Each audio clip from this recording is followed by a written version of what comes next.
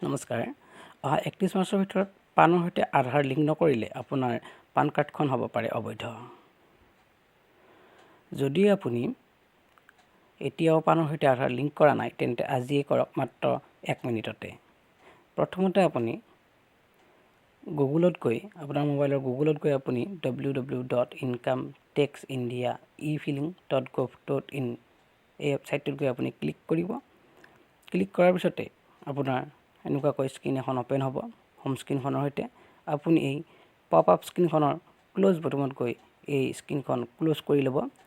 তাৰপিছতে আপুনি লেফ্ট সাইডে 3 নম্বৰ অপশ্যন লিংক আধাৰ, তাত গৈ আপুনি ক্লিক কৰিব।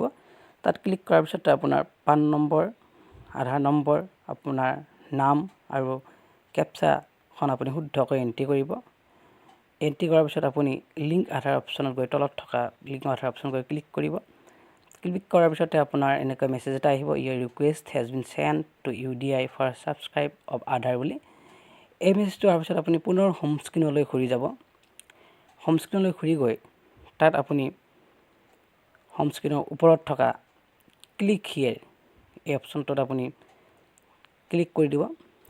ক্লিক হিয়েৰ অপশ্যনত ক্লিক কৰাৰ পিছতে আপোনাৰ এনেকুৱাকৈ পেজ এখন ওপেন হ'ব। এই পেজখনত আপুনি আপোনাৰ পান নম্বৰ আৰু আধাৰ নম্বৰ এণ্ট্ৰি কৰিব। কৰি আপোনাৰ চেক ইয়ৰ আধাৰ ষ্টেটাছত গৈ আপুনি ক্লিক কৰি দিব।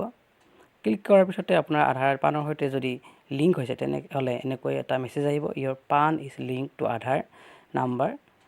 তেতিয়া আপুনি গম পাব যে আপোনাৰ পান কাৰ্ডখন আধাৰৰ সৈতে লিংক হৈছে। ভিডিঅ'টি চোৱাৰ বাবে ধন্যবাদ।